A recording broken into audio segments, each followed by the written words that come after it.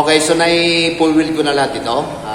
Igagrind ko ngayon itong mga paypay na ito, yung pinakasarahan ng bintana. Okay, so panoorin nyo na lang kung paano ko ito ginagrind para makita nyo.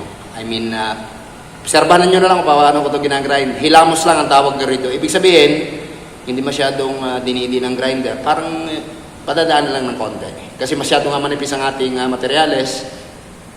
So, hilamos lang ang tawag namin sa pag-grind ng ganitong klaseng mga bintana. Okay, so i-grind ko na.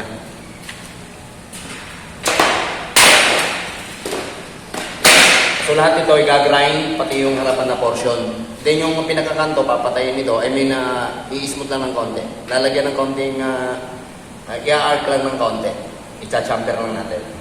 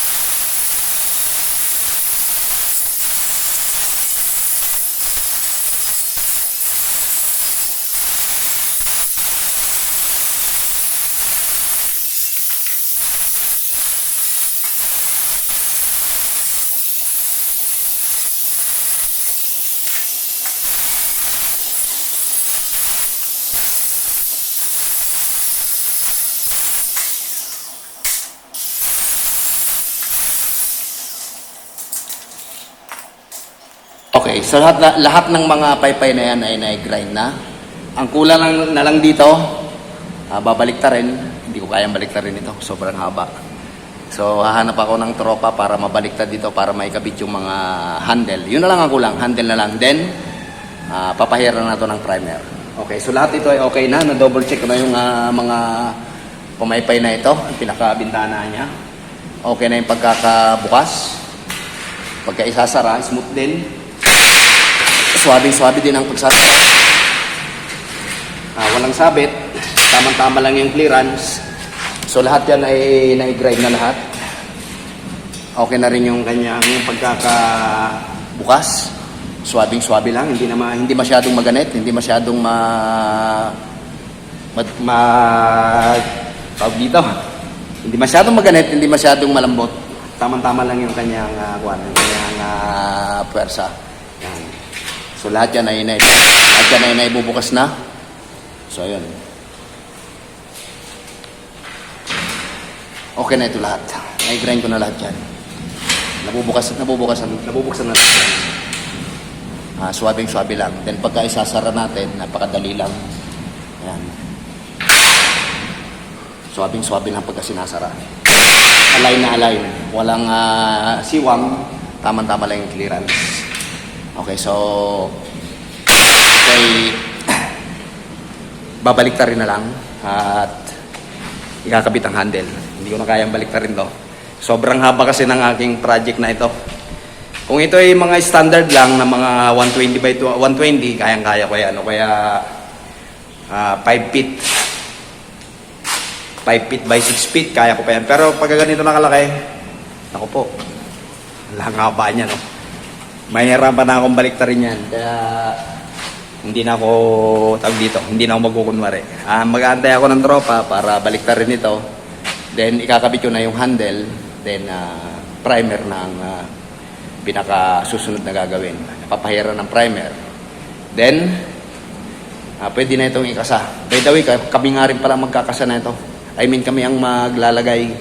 Kasi usually sa mga ganitong klase mga project, hindi na sakop ng welder ito. Yung mga ganitong project sa pagkakasa, sa paglalagay ng bintana. Bahala na yung mason doon. Kaya lang, itong special special na gagawin namin.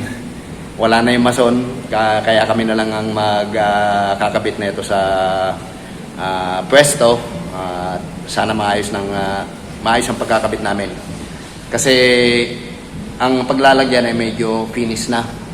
I mean, dapat 0-0 ang pagkakagawa ko nito. Dapat walang masyadong malaking awang or eksakto lang sa sukat. Kasi pag lumaki ng maski mga 2 mm, hindi natin may papasok yan sa paglalagyan. Kaya abang-abangan nyo na lang. Abangan nyo yung pagkakabit nyo ng handle. Kung makakaya, ipapakita ko yung pagpipintura. Then, yung actual mismo ng pagkakabit ng bintana na ito. Okay, so hanggang dito na lamang muna uli. Lahat ito ay nabubuksan na, ulitin ko. Okay na lahat ng mga clearance nito. Mula rito sa dulong to, hanggang dun sa pinakakabilang side na yon. Okay na ito. Na-grind na lahat yan. Ang kulang na lang dito ay primer at saka yung handle. Then yung paglalagay ng salamin, bahala na ibang maglagay ng salamin dyan. Pwede na ito sukatan. Pwede nang sukatan ng nagsasalamin para mai-prepare niya na yung salamin. Kasi yung mga nagsasalamin, sila nang bahala maglagay ng mga clearance pag sila ay magtatapas ng salamin. Okay, so for the meantime, hanggang dito na lamang muna uli. Sana nagustuhan nyo yung mga project na ginagawa ko. Gaya ng ganitong mga steel window. Bihirang-bihira na kasi ito. Parang obsolete na nga ito. Bihira na yung mga naggumagawa ng ganitong klase mga steel window. Pero para sa akin, maganda pa rin ang steel window. Okay pa rin naman. Depende sa nagpapagawa.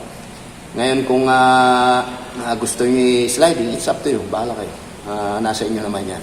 Pero kung steel window, okay rin lang. Kaya lang, medyo may kamahalan nga lang ang steel window. Kasi doble ang materialis na ito. Merong sa harapan, meron din sa likuran, meron pang mga pamaypay. Kaya huwag kayong magtaka kung ang ipapagawa ninyong yung mga steel window ay medyo may presyo. Kasi nga, doble-doble ang materialis. Hindi tulad ng mga grills, single lang. Ito, doble.